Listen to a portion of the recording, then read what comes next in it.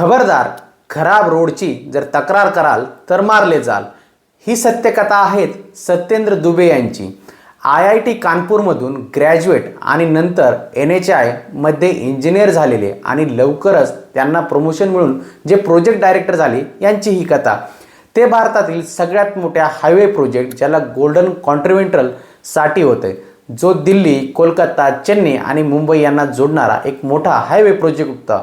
पण कामाच्या दरम्यान त्यांनी पाहिलं की प्रोजेक्टमध्ये भ्रष्टाचार होत आहेत.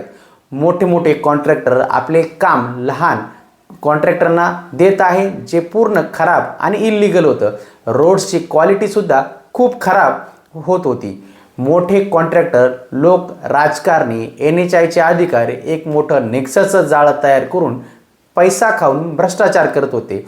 हे सगळं रिपोर्ट करण्यासाठी त्यांनी थेट PMO म्हणजेच प्रधानमंत्री ऑफिसला लेटर लिहिलं आणि विनंती केली की त्यांची ओळख गुप्त ठेवली जावी.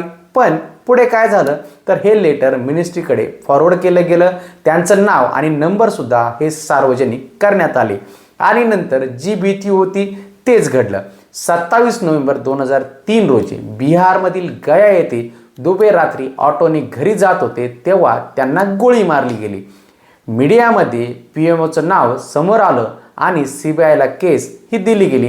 काही जण कन्व्हिक्ट झाले. या प्रकरणाचा खरा मास्टर माइंड, कॉन्ट्रॅक्टर आणि ब्युरोक्रॅट यांचा नेक्सस कधीच समोर आला नाही आणि आजही आपण त्याचा पाहत आहोत.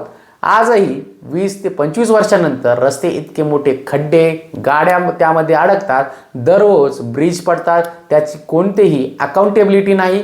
कारण दुबेसारख्या लोकांचं उदाहरण देण्यात आलं आहे. जर करप्शनवरती आवाज उठवला तर काय होऊ शकतं, अशाच गोष्टी आपण आणत राहू, सांगत राहू. त्याकरता पेजला आणि चॅनलला नक्कीच फॉलो करा.